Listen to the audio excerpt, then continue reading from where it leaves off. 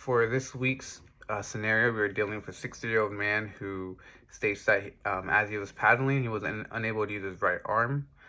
Um, he seems to be slurring his words, and then as he's talking to us, we can see that his right side of his face seems to be drooping a little bit.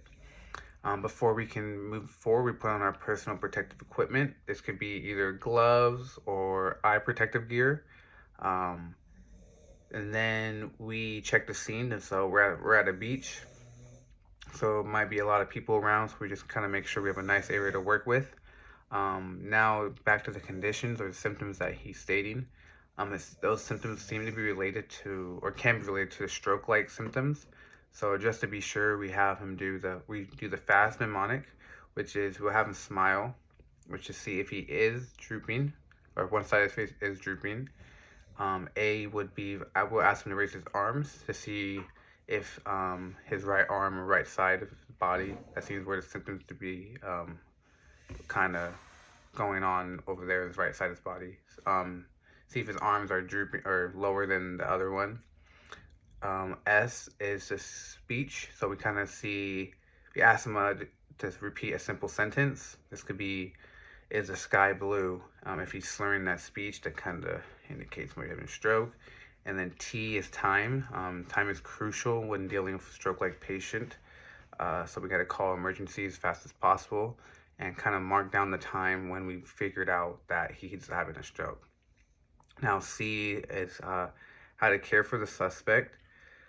We are gonna sit down the suspect, try to keep him calm and collective, keep him reassured, not to say everything's gonna be alright, but just to let him know that we called emergency responders and they're on their way.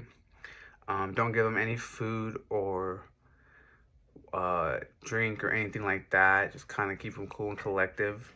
I read somewhere that you're supposed to give him a little aspirin. It wasn't in the videos. If it was, I mispassed it. But I don't think that is true. But I read that somewhere.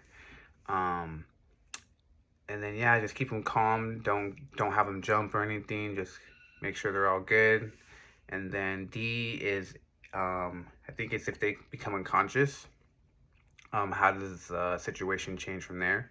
If they become unconscious, we first check for the airway to make sure that they're still breathing. If they're still breathing, we put them into side position, the recovery position, and then make sure their airway is still clear. And then we can do CPR if it's necessary, if they're not breathing, or ventilation if they're not breathing. But other than that, though, we'll just keep an eye on their vitals if they're just breathing properly, if they're just passed out. Just making sure the airway's checked. If their vitals change or anything, I think we check the vitals every 2 to 3 minutes on an unconscious patient, and when they're conscious, we check their vitals every 5 to 7 minutes maybe.